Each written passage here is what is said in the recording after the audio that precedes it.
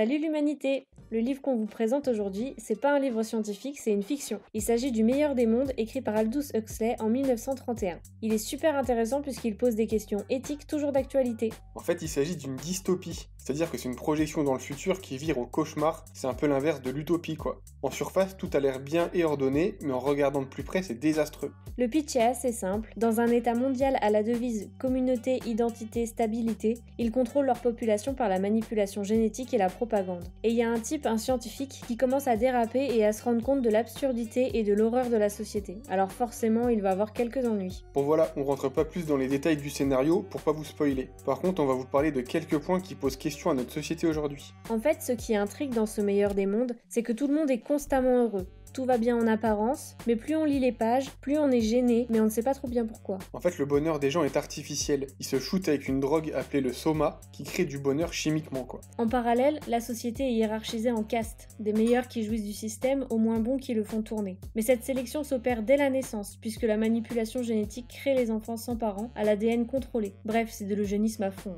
Les enfants sont conditionnés par des manipulations psychologiques pavloviennes, la connaissance et l'esprit critique sont considérés comme des sources de souffrance intellectuelle, toute la nature est marchandisée, l'histoire c'est de la blague, il faut mener une guerre contre le passé, et pour finir, les femmes sont pneumatiques à essayer et se considèrent elles-mêmes comme de la viande. Bref, un tableau assez déplaisant dans l'ensemble. En fait, cette dystopie aborde les questions éthiques du progrès scientifique, des avancées technologiques, des dérives de la société de consommation et des rapports sociaux marchandisés. Alors de là y voir le miroir de notre société actuelle, y a qu'un pas. Qu'aurait dit Huxley de l'idéologie transhumaniste et de la manipulation de l'ADN des fœtus, des avancées scientifiques sur le génome et sur le clonage, ou encore du creusement des inégalités et de la formation d'une caste des ultra-riches. Alors bonne lecture, et prenez d'autres doses de Soma sur la playlist Balance ton pavé de Kawa TV.